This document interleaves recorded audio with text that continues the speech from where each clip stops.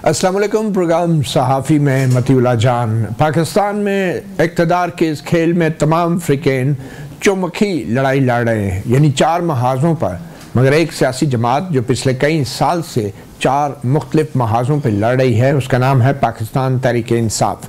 और वो महाज़ हैं पाकिस्तान तहरीक इंसाफ़ का अपना अंदरूनी महाज़, जहाँ पे कभी किसी लीडर को निकाला जाता है तो वो निकलने से इनकारी होता है, कहता है मुझे सिर्फ इमरान खान ही निकाल सकते हैं।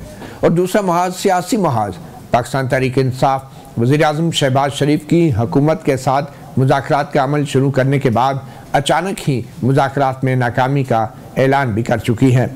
और फिर तीसरा है अदालती महाज़, जहाँ पे आए रोज़ पाकिस्तान तहरीक इंसाफ़ के लीडरान जो हैं कभी छापों के खौफ से और कभी मुकदमात की जद में गिरफ़्तार होते हैं और कभी ज़मानतों के लिए अदालतों के चक्कर भी लगाते रहते हैं। और आखिर में सबसे बड़ा और अहम महाज़ वो इस्टेब्लिशमेंट का महाज़ है कि कभी पाकिस्तान तहरीक इंसाफ़ के leader Imran Khan army chief को ख़त लिखते हैं और उस ख़त का कोई जवाब नहीं आता, बल्कि कहा जाता है कि उस ख़त को पढ़ा भी नहीं जाता। तो इन चार महाज़ों पे लड़ने वाली इस सियासी जमात के मरकज़ी सेक्रेटरी इत्तलात पाकिस्तान तहरीक इंसाफ़ और रुकन कौमी असम्बली शेख वकास अकरम, रुकन कौमी असम्बली पाकिस्तान तहरीक इंसाफ़ के रहनुमा, आज हमारे साथ प्रोग्राम सहाफ़ी में मौजूद हैं। बहुत शुक्रिया शेख वकास अकरम साहब। सबसे पहले तो ये जो आए रोज़ हम सुनते रहते हैं कि आपकी सियासी जमात जब किसी लीडर को निकालती भी है या उससे लाताल्लुकी का इजहार भी करती है, तो वो जो कहते हैं ना कि कंबल को तो छोड़ते हैं लेकिन कंबल नहीं छोड़ता, तो ये क्या मसला क्या है? और आज जब देखें फवाद चौधरी साहब ने बड़े संगीन इल्ज़ामात लगाए हैं तहरीक इंसाफ़ की क़यादत के ऊपर भी, और उनका भी ये कहना है कि मुझे तो कभी भी तहरीक इंसाफ़ से नहीं निकाला गया।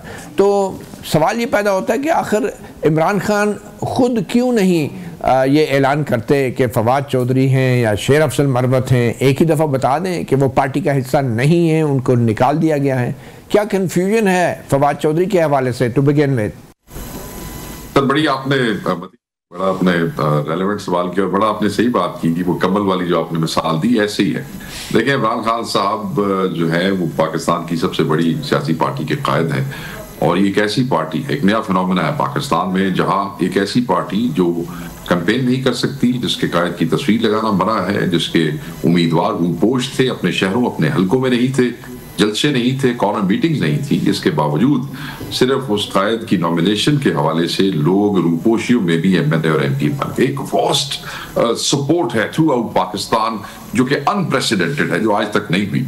तो ये एक बड़ी वजह है कि जब ऐसी पार्टी के कायद जब किसी को निकालते हैं तो फिर वो कंबल वाली गल आ जाती है, वो कहते नहीं मैं नहीं जाना, बिकॉज जिनको इस पार्टी से निकाला जाता है खदशा ये होता है कि वो फिर उनके लिए हल्के, उनके लिए पॉलिटिक्स, उनके लिए मीडिया, वो किसी हद तक जो है वो बिल्कुल वो खत्म हो जाता है। पॉलिटिकल कैरियर तो एक बड़ा जो है वो एक बड़ी हिट लगती है। मगर शेख साहब आप कह रहे हैं कि उनको पार्टी से निकाला जाता है, लेकिन फवाद चौधरी साहब तो कुछ और कह रहे हैं, थोड़ा सा उनको सुन लेते हैं और फिर आपकी तरफ आते हैं। तो आपको बल्कि बयानात और तर्जुमानी करने से मना भी किया गया, और अब तो आपकी पार्टी की बुनियादी रुकनियत भी नहीं रही। नहीं रुकनियत क्या, यहाँ तो पार्टी इमरान खान है, पार्टी कौन सी है? तो उनके हुक्म के बगैर आपको कैसे निकाल दिया? इमरान खान को पिछली दफ़ा जब मुलाकात हुई तो गौहर साहब भी मौजूद थे, तो मैंने खान साहब को कहा सर कि ज़रा गौहर साहब से पूछे कि ये होते कौन है ये कहने वाले। तो गौहर साहब ने कहा मैंने तो किया ही नहीं, वो मुझे तो फलाने ने कह दिया था, फलाने ने कह दिया। तो खान साहब ने फिर उनको कहा कि आप ऐसी बातें ना करें। तो ये खान साहब ने बैरिस्टर गौहर को कहा कि ऐसी बातें ना करें, खान साहब क्यों नहीं एक दफा? पहली बात तो ये sir, why would I believe this individual जिसको आपने मुझे सुनवाया है? I would believe what Gauhar साहब इज सेइंग। देखिए सर, मैं अगर आप मुझे इजाजत दें तो मैं आपको दो चीजें बता देता हूँ। 9 मई के वाकयात में लोग छोड़ गए, चले गए, लोगों ने वजारतें उठाई, मौज मस्तियां की थी, आंधी टीम का हिस्सा रहे। जिस वक्त खान पे औखा टाइम हुआ, कोई दौड़ गया, किसी ने प्रेस कॉन्फ्रेंस कर दी, किसी ने ट्वीटें कर दी, नहीं बाहर चुक सके, ठीक है, इंसान है, कोई गल नहीं, उसमें हम क्या कह सकते हैं। मगर 12 पार्टियों को औखे टाइम में ही दोस्तों की जरूरत होती है और पार्टियों को भी तकलीफ होती है। फिर आप जब अपनी पार्टी छोड़ के फिर किसी दूसरी पार्टी में जाते हैं, उनके कायदीन के घरों में जाते हैं, उनकी तस्वीरें आप मीडिया वाले शेयर करते हैं, तरीन साहब आपको याद होगा IPP के, फिर उनके जो होटलों में उनके पार्टी फंक्शंस होते हैं, फिर आप उनमें जाते हैं। ये सब कुछ देखने के बाद, ट्वीट के बाद ये सब कुछ हुआ, और ये सब कुछ देखने के बाद भी खान साहब ने महीना डेढ़ इंतजार किया। उसके बाद उस वक्त हमारे पास कोई ओहदा-शोहदा पार्टी में नहीं था। उस वक्त उमर अयूब साहब सेक्रेटरी थे पार्टी के, और उन्होंने इमरान खान साहब के हुक्म पे ये सारी चीजें एक नोटिफिकेशन में लिख दी। IPP का जिक्र भी कर दिया, पार्टी छोड़ के जाने का जिक्र भी कर दिया। अच्छा, फवाद चौधरी का भी नोटिफिकेशन जारी हुआ बाकायदा। मैं थोड़ा शेयर करना, उसमें लिखा हुआ है on the instructions of Imran Khan साहब। मत क्या लिखा हुआ है सर? क्योंकि उमर अयूब साहब कहते हैं कि खान साहब के कहने पे, क्योंकि लेटर तो तभी वो कहते हैं टाइप हो गया था, मगर जब तक खान साहब ने हुक्म नहीं किया तब तक वो लेटर इशू नहीं किया गया। वो लेटर इशू किया गया, ये उस वक्त की बात है, जुलाई की। ये जुलाई का लेटर है, 9 मई के बाद जुलाई का ये लेटर है सर। तो वो पार्टी से उनको फारिग कर दिया गया। अब उस वक्त कोई मेरे पास ओहदा नहीं था, या सलमान अकरम राजा के पास ओहदा नहीं था, किसी के पास ओहदा नहीं था। यही सेक्रेटरी जनरल साहब है, वो इस वक्त अपोजिशन लीडर है पाकिस्तान के। आप मौजूद हैं, आपकी एक्सेस है। मुझे तो मुश्किल से इस्लामाबाद मेरी एंट्री नहीं हो सकती जमानतों की वजह से। आप उनसे पूछ लीजिएगा, मैं आपसे शेयर भी कर रहा हूं। उसमें किसी का क्या कसूर है, किसी पार्टी वाले का क्या कसूर है? इमरान खान के हुक्म पे वो किया गया, और उस खत में लिखा हुआ इंस्ट्रक्शन ऑफ इमरान खान साहब। ठीक हो गया सर। उसके बाद ये सारे वाकयात हो गए, ये लोग इधर उधर चले गए दूसरी पार्टियों में, उससे ना नहीं मामला बढ़िया। तो अगर उसके बाद किसी को सजा मजा हुई है, कोई जेल में हुई है, तो वो उन पार्टी के मामलात की वजह से हुई है। इमरान खान पे किसी का कोई एहसान नहीं है। इमरान खान की वजह से अगर किसी ने जेल काटी होती तो इमरान खान के साथ खड़े रहने की वजह से काटी होती। मगर आप ये कह रहे हैं कि फवाद चौधरी साहब को जो गिरफ्तार किया गया, जो उन पे उनका कहना है तशद्दुद भी किया गया, तो वो सब कुछ जो उनके साथ हुआ वो इमरान खान की वजह से नहीं हुआ था उनके साथ सर। तो वो हुआ तो वो नहीं बर्दाश्त करे और छोड़ गए ना सर। ट्वीट मैंने तो नहीं था किया, तशद्दुद के नाल नहीं हुआ। अगर कोई दबाव में आके ट्वीट कर देता है तो कोई माफी नहीं है उसके लिए। बाकी एमएलए सर प्लीज पूछ ले, मैं तो आप पूछ ले, मैं फिर बताता हूँ। जी मैं सर ये कह रहा था कि जो KP के चीफ मिनिस्टर हैं इस वक्त, क्या वो 9 मई से पहले गिरफ्तार नहीं हुए थे? कितनी लंबी गिरफ्तारी थी, कितने सूबों के अंदर फिराया। आप MNA हमारे मौजूद हैं पंजाब में, हमारे KP का हर MNA गिरफ्तार हुआ। हमारी वो औरतें मौजूद हैं, वो यास्मीन राशिद साहब आज तक गिरफ्तार ने, उन्होंने नाल कैंसर पेशेंट ने, उन्होंने तो पूरी छटी, सरफराज चीम ने तो नहीं छड़ी, सेनेटर एजाज ने तो नहीं छड़ी पार्टी, वो मियां महमूद रशीद ने तो नहीं छड़ी। क्या उन्होंने मियां महमूद रशीद नाल टॉर्चर नहीं होया? अब जाए देखें उनके वो आपको बताएंगे उनके साथ क्या क्या हुआ है। ठीक है, तो ये तो कोई बात नहीं होती ना सर। अच्छा, एक और एक लवन लाइनर सर, जी जेड़ा खलोता रह गया और जेड़ा दौड़ गया, वो बराबर सर किवें हो सकते हैं? अच्छा, लेकिन शेर अफजल मरवत साहब तो कहीं नहीं दौड़े थे, और उनको भी आपकी पार्टी से बड़ा गिला है। जरा सुन ले वो क्या रहे हैं सर।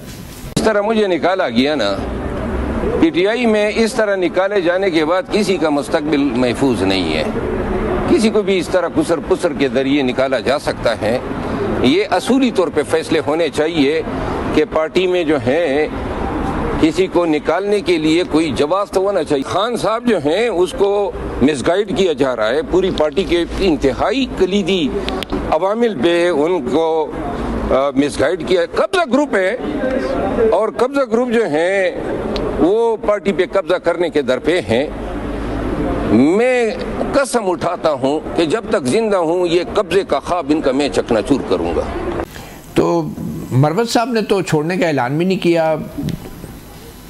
तो मैं आपको बताता हूं, देखें इमरान खान की पार्टी है, इस पार्टी में इमरान खान के अलावा किसी को निकालने का इख्तियार किसी बंदे को है ही नहीं। ठीक है सर, मरवत भाई को जो है वो एक शो कॉज किसी डिसिप्लिन के हवाले से हुआ था, वो पब्लिक हुआ।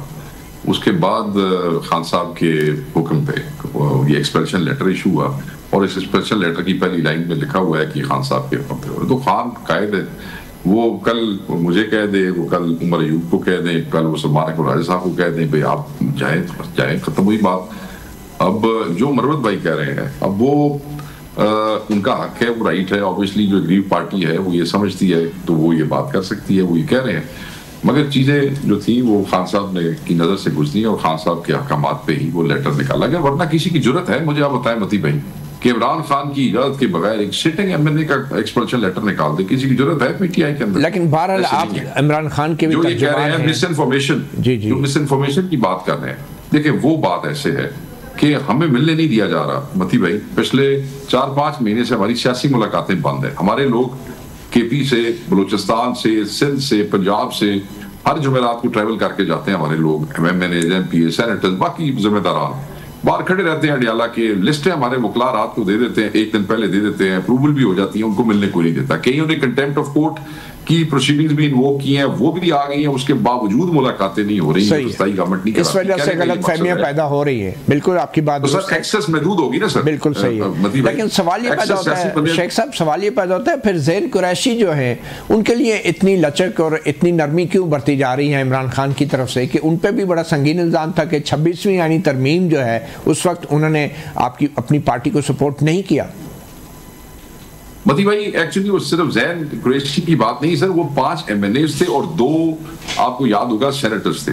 उनको शो कॉज नोटिस दिए गए थे शमीम नकवी साहब की तरफ से पार्टी के बेहाफ पे, मैंने उसको पब्लिश किए थे एज अ तर्जुमान, तो उसमें उनके जवाबात आ गए हैं सर। उसके ऊपर कमेटी बन गई है और कमेटी 3 आदमियों पे मुश्तमिल कमेटी है सर, और वो अब 1 बाय 1 की हियरिंग शुरू कर देंगे। लोग हमसे पूछते हैं डिले क्यों हुआ सर, इस दौरान मेगा मोबिलाइजेशंस का अहकामात आ गए थे खान साहब की तरफ से, फिर प्रोटेस्ट हो रही थी, फिर खान साहब के कोर्ट केसेस थे, बहुत से बिल्स थे, ये 26 तरमीम वाला मामला था, तो वो प्रायोरिटी नहीं ले सकी, अदर चीजों ने उनके ऊपर प्रायोरिटी ली। आप ये कह रहे हैं ज़ैन कुरैशी को अभी तक बरी ज़िम्मा नहीं करार दिया गया? नहीं सर, किसी को भी नहीं दिया गया सर। वो 7 के 7 आदमी, उनमें से तो बल्कि 7 में से एक सेनेटर ने तो और जुल्म किया। वो तो इंशाल्लाह वो जल्दी उसकी प्रोसीडिंग होगी और मुझे लग रहा है कि वो तहकीक आउट होएगा ही होएगा। वो कौन सर? वो जो पैका वाला था, वो जिसने खुद ब खुद ही जाके पीपल्स पार्टी और नून लीग वालों के हमारी रिकमेंडेशन के बगैर इंटीरियर कमेटी जो है वो ले ली, और फिर आपको पता है पैका का जो वो कानून है, वो फैसल सलीम जिसका नाम है सेनेटर का, वो बीच में आया, तो वो उसकी प्रोसीडिंग सबसे पहले होगी सर, उसको कमेटी सबसे पहले बुलाएगी। तो किसी को बरी जुल्मा नहीं किया सर, सबके शो कॉज उसी तरह है। बस अब ये वेले शेले हो गए या हो जाएंगे, जो वो कमेटी है उसमें जो 3 लोग हैं, अच्छा, वन बाय वन सर बुला लेंगे। मुतमईन हो गए ठीक है ना, मुतमईन हुए तो फिर ठीक है, फारिग करके फिर भी सर अगर किसी की फरागत का फैसला करते हैं तो वो भी खान साहब के पास ले जाएंगे कि सर ये वो है, खान कहेगा तो निकलेंगे, वरना नहीं सर। इस तरह पार्टी से तो निकाल देंगे, लेकिन पार्लियामेंट से तो आप ना तो सलीम साहब को ना शेर अफजल मरवत साहब को निकाल सकते ऐसे। ठीक है, देखें उस पर को कानूनी जो है राय हमने ली है लोगों से, अभी तक तो हम उस स्टेज पे नहीं पहुंचे, मगर उस पर वकला जो है वो अपनी राय देंगे, उस कमेटी को देंगे सर, तो वो कमेटी फिर उस पर एक जॉइंट सी कोई रिकमेंडेशन जो है वो खान साहब को देगी। वो जब वो टाइम आएगा भाईजान फिर आपसे शेयर करेंगे। चलिए शेख साहब हमारे साथ रहिए, एक छोटी सी ब्रेक लेते हैं। Welcome back. सहाफ़ी प्रोग्राम में हमें ज्वाइन किया है शेख वक्कास अकरम ने, मरकज़ी सेक्रेटरी इत्तलात पाकिस्तान तहरीक इंसाफ और रुकन कौमी असम्बली। शेख साहब, जो इमरान खान साहब ने आर्मी चीफ को ख़त लिखा, आर्मी चीफ ने तो कहा मैंने पढ़ा ही नहीं है और अगर आया भी तो मैं वज़ीर आज़म को भेज दूँगा। 3 ख़त आप लोग लिख चुके हैं, आखिर कब जो है ये ख़तों का सिलसिला रोका जाएगा? फ़ायदा क्या है आर्मी चीफ को ख़त लिखने का? और इल्ज़ाम है कि आप आर्मी चीफ को सियासत में घसीट रहे हैं। नहीं सर, कोई ऐसी बात नहीं है कि खान साहब आर्मी चीफ को सियासत में घसीटना चाहते हैं, बिल्कुल ऐसी बात नहीं है। वो एक फॉर्मर प्राइम मिनिस्टर है, पाकिस्तान की सबसे बड़ी पार्टी के कायद हैं और दुनिया की 9वीं 10वीं बड़ी पार्टी के वो लीडर हैं। बात यह है कि इन हालात के अंदर जो मुल्क में बन रहे हैं, मौजूदा प्रिवेलिंग सिक्योरिटी सिचुएशन है, इकोनॉमिक सिचुएशन है, जो रूल ऑफ लॉ के हवाले से चीज़ें हो रही हैं, जो वायलेशन हो रही है ह्यूमन राइट्स की, जो डेमोक्रेसी के साथ खेला जा रहा है, उस हवाले से तो इसमें आर्मी चीफ का क्या कसूर है सर? वो ये समझते हैं कि खान साहब के लेटर्स में आपने देखा होगा, खान साहब ने अपनी कंसर्न्स जो है वो शो की है, अपनी तरफ से चीज़ों को कंडेम किया है कि ये जो इंस्टॉल्ड हुकूमत है ये आपके इदारों को इस्तेमाल करती है अवाम की इस पार्टी के खिलाफ, जिसमें बहुत से मजालिम है, जबर है। ये पॉलिसी के ऊपर आप नजरसानी करें, क्योंकि इसकी वजह से आपके इदारों के अंदर और अवाम के अंदर एक फासला बढ़ता जा रहा है। तो इस हवाले से उन्होंने उस पॉलिसी शिफ्ट के हवाले से भी कहा। उन्होंने जो लोगों के साथ कस्टोडियल टॉर्चर्स हो रहे हैं, जो एमएनएज एमपीज के घरों के साथ हो रहा है, जो हमारे साथ हो रहा है, तो उन्हें पता ही है। और जो अदालतों के हवाले से उन्होंने बात की है सर, उन्होंने 26वीं तरमीम के हवाले से बात, तो वो मैं समझता हूँ कि उसमें वो एक पॉइंट ऑफ व्यू है जो डायरेक्टली कन्वे करना चाहते थे to the army chief. Open letter है, concept of an open letter is when you address it to somebody, बस उसमें कोई ये तवक्को नहीं रखी जाती कि आपने को खत का जवाब देना है। मगर शेख साहब, आपको शेख साहब याद होगा कि इमरान खान जब वजीर आज़म थे वो ये कहते थे कि अपोजिशन और का क्या काम है कि वो आर्मी चीफ से रब्ता करे, या आर्मी चीफ का क्या काम है कि वो अपोजिशन से बात करे। तो अब ये सर बात यह है कि उस वक्त मुल्की हालात शायद इस जगह पे नहीं थे जिस जगह पे अब है। चीज़ें वक्त की ज़रूरत के हिसाब से पॉलिसीज भी चेंज होती हैं, वक्त की ज़रूरत के हिसाब से नज़ाकत को देखते हुए, मुल्की हालात देखते हुए फिर सियासी लीडरों को कई दफ़ा ऐसे स्टेप्स लेने पड़ते हैं जो बुनियादी तौर पे वो खुद समझते हैं कि शायद ऐसे ना हो। सो मैं नहीं समझता सर इसमें कोई मजाक है। This is the need of the hour, because ये तो पॉकेट हुकूमत है, तो अगर इस्टेब्लिशमेंट का हाथ उस हुकूमत के ऊपर से हट जाता है तो पीछे देखी रह जाता है। तो ऑब्वियसली जब खान पहले भी कहता था, आपको याद होगा कि मीनिंगफुल डायलॉग करें, और हम आप लोग क्रिटिसाइज भी करते रहे भाई तुसी सियासियों ना गल क्यों नहीं करते हो, तुसी वेख लिया सियासियों ना गल करके वेख लीजिए। उसकी वजह यही थी कि सब बड़ी, तो आपके ख्याल में आप जो खत लिख रहे हैं वो गैर सियासी लोगों को लिख रहे हैं? नहीं, मैंने ये नहीं कहा सर। जब हम कह रहे हैं कि आर्मी चीफ को लिख रहे हैं, हमने चीफ जस्टिस ऑफ पाकिस्तान को भी खत लिखा है सर, जस्टिस अमीरुद्दीन खान को भी खत लिखा है। वो खान साहब समझते हैं कि इसमें जो आदमी इस मौजूदा प्रिवेलिंग सिचुएशन को चेंज करने में अपना किरदार अदा कर सकते हैं, आईनी या गैर आईनी तरीके से, आईनी या गैर आईनी तरीके से कोई भी किरदार अदा कर सके, खान साहब को मंजूर है? नहीं सर, गैर आईनी पे तो मैं नहीं कहूंगा। जब हम उस खत के अंदर बार बार रूल ऑफ लॉ की बात कर रहे हैं तो हम गैर आईनी की तो बात नहीं करेंगे। बात यह है कि चीफ जस्टिस को भी लिखा है, हम तवक्को तो यही करते हैं कि इन लोगों का बहरहाल किरदार है, तो उसमें उनकी कंसर्न्स हैं वो उन्होंने शेयर की हैं। मैं समझता हूँ उसमें कोई मजाक। तो क्या खान साहब सदर ट्रंप को भी अब खत लिखेंगे? नहीं सर, नहीं। वो ट्रंप वाले पे तो हमारी पोजीशन पहले दिन से पार्टी की बड़ी क्लियर है। देखें मती भाई, डायस्पोरा वहां पे जो है उन्होंने ट्रंप को सपोर्ट किया है, और वो जो पाकिस्तानी वहां डायस्पोरा का वो है, वो सारे इधर खान साहब को सपोर्ट करते हैं। पाकिस्तान में सिविल एंड पॉलिटिकल लिबर्टीज है नहीं, वो सारी उनकी सल्ब हो गई है। किसी ने उत्थे को जुलूस करता है तो किसी ने मीटर ला के ले जाते हैं, किसी ने गिरफ्तार कर लेते हैं, किसी ने बाल बच्चे वहां पे तंग करते हैं, जमीनों पर वो सब कुछ कर रहे हैं। तो उनको वहां मौका मिलता है, वो खुल के बात करते हैं। उन्होंने उसको वोट दिए, वो बंदा जीत गया। So if they want to raise something for their own civil and political liberties they can do it. But Pakistan Tehreek Insaf ने, मैं एज अ जिम्मेदार, मेरा chairman nominated by Imran Khan sahab plus general secretary, we have never made any official statement. ना हमने आज तक कोई खत लिखा है, ना असी को गुजारिश की है, ना असी कोई इस्तदा की है कि आप हमें कोई हेल्प करें। हम समझते हैं कि अल्लाह की जात हमें इस मुसीबत और इस जबर में से निकालेगी। इतना ज्यादा वोट हमने लिया है, ठीक है चुराया गया है, हम अवाम की ताकत पे और जुडिशरी के जरिए हम ये बिलीव करते हैं कि अल्लाह ताला हमारे लिए कोई रास्ता निकालेगा सर। ये तो नहीं, सारी बात है। अमेरिकी कांग्रेसमैन अगर कोई ट्वीट करते हैं तो वो आपकी पार्टी की पॉलिसी तो नहीं होगी ना, मगर आपकी पॉलिटिक्स की या पार्टी की एक्सपेक्टेशंस तो ज़रूर हो सकती है। चले वापस अल्लाह की ज़ात से जिस मुसीबत है जैसी मती भाई यहाँ से रब भी काट सकता है। अच्छा, आप मुसीबत को आइडेंटिफाई नहीं कर रहे, बट एनीवे हम सब शायद जानते ही हैं। ये बताएं कि खान साहब खैबर पख्तूनख्वा की हुकूमत की कारकर्दगी से मुतमईन हैं? क्योंकि एक तरफ पंजाब के अंदर काफ़ी सरगर्मियाँ हो रही हैं, एक्टिविटीज़ हो रही हैं। वज़ीर आला पंजाब मरीम नवाज़ बड़े बड़े इश्तिहारात, तस्वीर, ख़बरें, उनमें बहुत काम करता नज़र आ रहा है पंजाब। तो खैबर पख्तूनख्वा में क्या हो रहा है, कैसे आप मुआसना करेंगे? सर अगर मैं ये कहूँगा तो फिर कई दोस्तों को तकलीफ हो जाएगी, वो आखण के भी ये तर्जुमान बन गया है, पार्टी का तर्जुमान नहीं जे, साल का तर्जुमान नहीं जे। तो ये तो अच्छा हो कि वो इन्फॉर्मेशन कोई तर्जुमान केपी गवर्नमेंट का दे। मगर अब आपने क्योंकि कंपैरिजन पंजाब सवाल किया है, तो अगर आपने जो हुक्म करें तो मैं जी थोड़ी सी बात करूंगा। जरूर सर। वो बात ये है कि केपी में इस तरीके से कल्चर नहीं है। जो एडवर्टाइजमेंट बजट है केपी का, जहाँ पे पीटीआई की हुकूमत है, और जो एडवर्टाइजमेंट बजट है पंजाब का, सर ये मती भाई जमीन आसमान का फर्क है। एक पासे गल अरबां च है और दूसरी तरफ चंद करोड़ रुपए, और उसके अंदर भी वो जो इनके सरकारी टेंडर आ जाते हैं वो भी उसके अंदर ही शामिल है, उन चंद करोड़ रुपए के अंदर। वहाँ बात है बिलियंस के ऊपर। वहाँ वज़ीर आला अपनी पर्सनल प्रमोशन पे, अपनी टिकटॉक्स पे, अपनी वीडियो पे, जो भी वो होता है वो सब पे बड़ी मेहनत करते हैं, सारा कुछ करते हैं।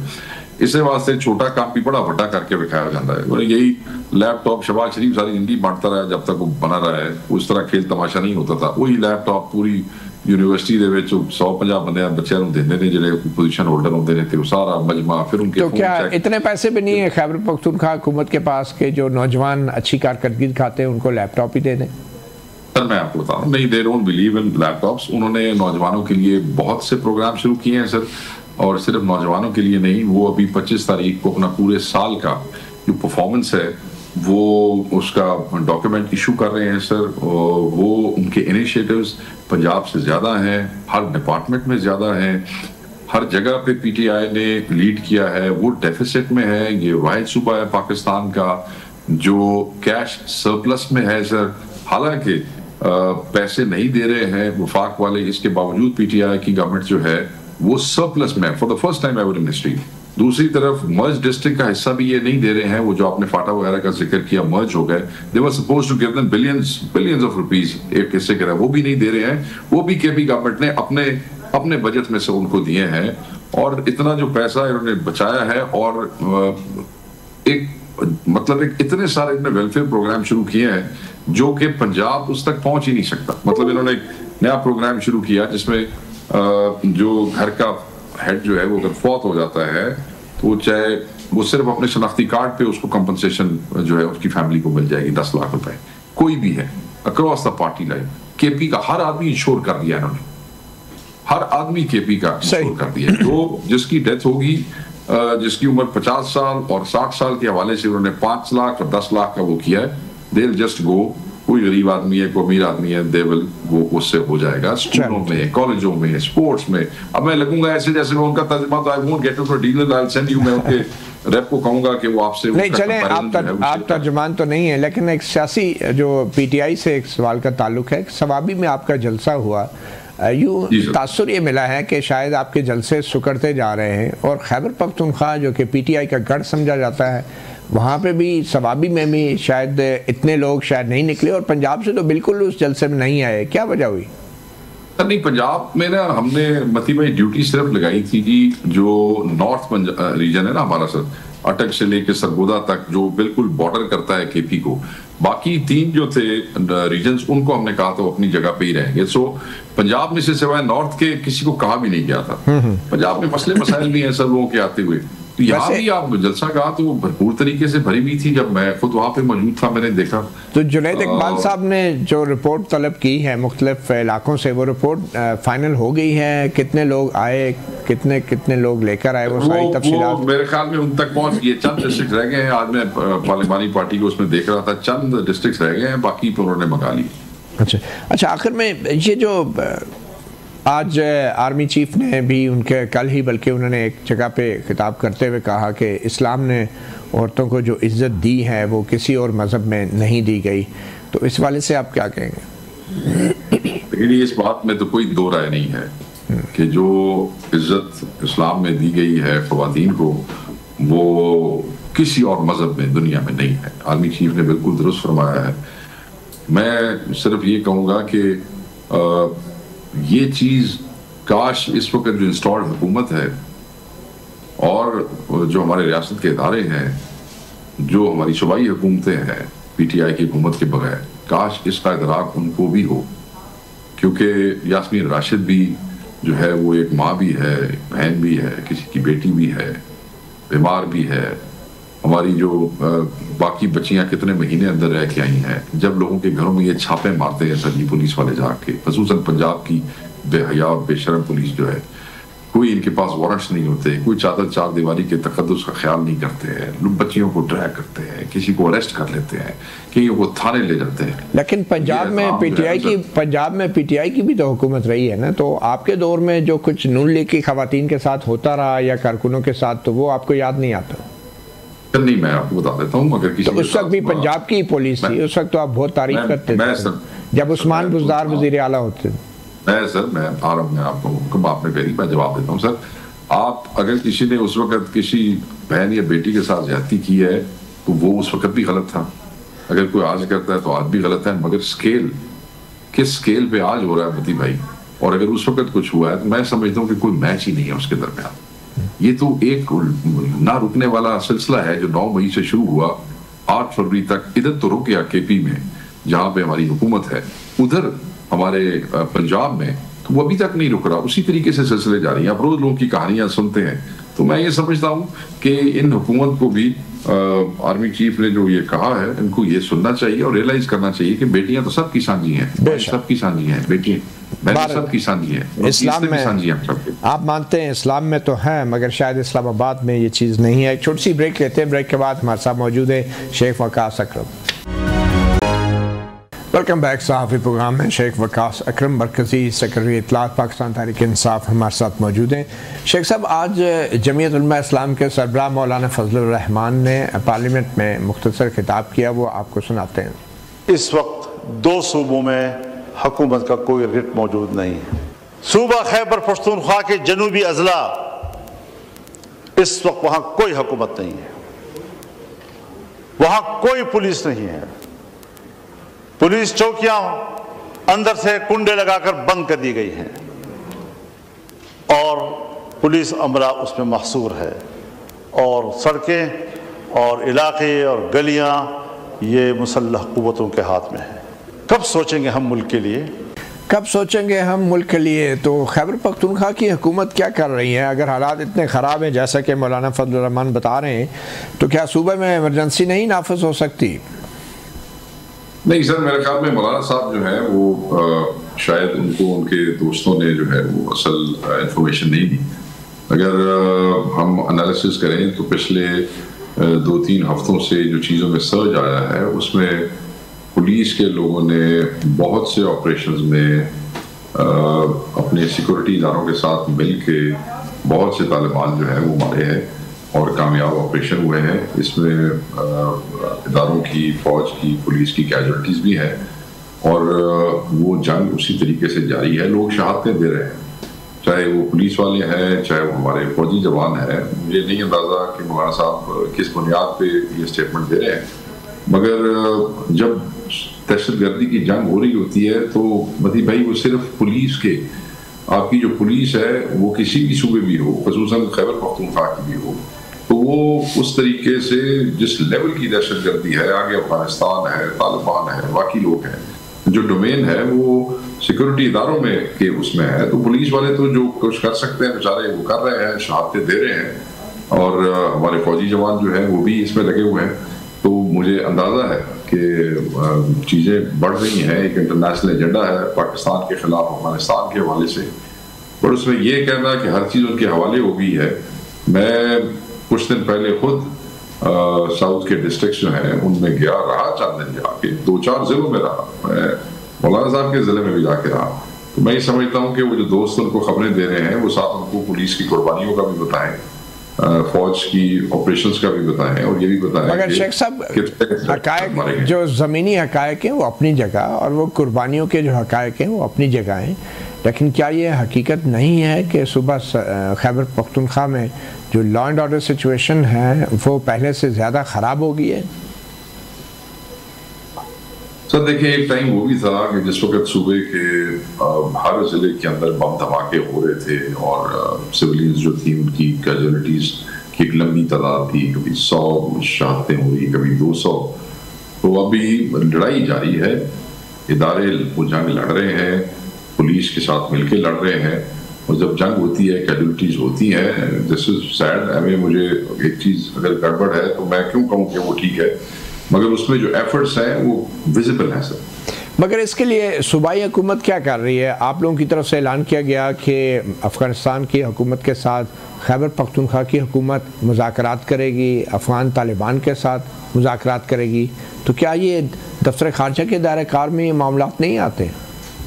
देखिए सर, हुआ ये कि ये जो एपेक्स कमेटी की मीटिंग्स होती हैं जिसमें सारे वज़राए आला भी मौजूद होते हैं, फिर एक मीटिंग आपको याद है यहाँ हुई थी जिसमें बहुत सी पार्टियों के सदूर, जिनमें जमात इस्लामी के अमीर भी शामिल थे, बहुत से साबका वज़राए आला जो MPA तक नहीं है, वो सब हुए थे, अगर आपको याद हो सर। और वो KP की खुसूसन इन डिस्ट्रिक्ट्स की और कुरम की और वो उसकी प्रिवेलिंग सिचुएशन के हवाले से थी। केपी जो है वो सबसे ज्यादा इफेक्टेड सूबा है। जिस वक्त अफगानिस्तान में दहशतगर्दी और तालिबान के मामला आते हैं तो सबसे ज्यादा इफेक्ट इधर होता है। पंजाब में चीजें बाद में पहुंचेगी, सिंध में पहुंचेंगी, नहीं पहुंचेंगी, बलोचिस्तान में, ये सबसे ज्यादा इफेक्टेड एरिया। तो ऑब्वियसली ये पाकिस्तानी भी है, ये गवर्नमेंट जो है यहाँ पे केपी में वो भी पाकिस्तानी होती है। तो आप समझते हैं कि ये कोई नालायकी है, कोताही है, सुस्ती है, नाकामी है हमारी खारजा पॉलिसी की या हमारे वफाकी इदारों की, कि सूबाई हुकूमत को खुद वो काम करना पड़ रहा है जो उसके दायरे कार में भी नहीं आता? मैं आपको बता देता हूँ। नहीं, उसमें फिर वहाँ उस कमेटी के अंदर बाकायदा या तौर पर ये डिस्कस हुआ। वहाँ पे उनके वजीर भी थे वो जो दाखिला के हैं, तो वहाँ केपी ने कहा कि हमारा घर है, if we can help Pakistan, if KP की पीटीआई की गवर्नमेंट जो है वो फैसिलिटेट कर सकती है एक चीज को बेहतर तरीके से, जो ये नालायक नहीं कर सक रहे हैं जो इस्लामाबाद में बैठे हैं, तो सिर्फ हम इसलिए नहीं करेंगे कि आपका दायरा कार है। भाई वो जब सब लोगों की मौजूदगी में और वफाकी हुकूमत के नुमाइंदों की मौजूदगी में यह तय हुआ कि ठीक है, गो हेड, अगर आप मुल्क को हेल्प कर रहे हैं, पाकिस्तान की रियासत को हेल्प कर रहे हैं, अपने सूबे को हेल्प कर रहे हैं, इनका फर्ज बनता है। So how can we stop somebody helping our own people? ठीक है। तो अगर आप नालायक हैं और आप कुछ नहीं कर सकते और हम आपको फैसिलिटेट कर सकते हैं तो वो कर रहे हैं और सबकी उससे कर रहे हैं। वो ऐसे कोई नहीं है को बाला जाके नहीं कर रहे। सही। अच्छा, मौलाना ने अपनी तकरीर में, अपने खिताब में कुछ और अहम बातें भी की हैं, वो मैं आपके गोशगुजार कर देता हूँ और आपका मुख्तसर रद्द-ए-अमल हर बात पे लेना चाहूँगा। मौलाना ने अपने खिताब में कहा कि मावरा हुकूमत, मावरा सियासत और मावरा पार्लिमान पॉलिसियाँ बनाई जा रही हैं, ये बात दुरुस्त है? उन्होंने किस नेशनल असेंबली के हवाले से कहा? जी, पार्लियामेंट में खिताब करते हुए उन्होंने पूरे मुल्क के हवाले से कहा कि मावरा हुकूमत, मावरा सियासत और मावरा पार्लिमान पॉलिसियाँ बनाई जा रही हैं। आप इससे इत्तफाक करते हैं?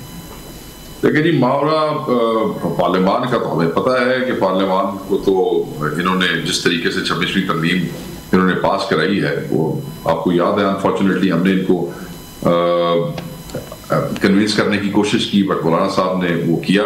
तो चीजें तो मावरा ही हो रही हैं जी। ठीक है। अच्छा, और आखिर में क्विकली हाँ या ना में बता दें कि इस्टेब्लिशमेंट के बंद कमरों के फैसलों पर हुकूमत अंगूठा लगा रही है, आप इससे इत्तफाक करते हैं? बिल्कुल करते हैं सर। इमरान खान साहब ने अपने बात में वाज़ेह कह दिया था। बहुत शुक्रिया, बहुत शुक्रिया शेख फ़कास अकरम। सहाफ़ी प्रोग्राम से इतना ही, इजाज़त दीजिए, अल्लाह हाफ़िज़।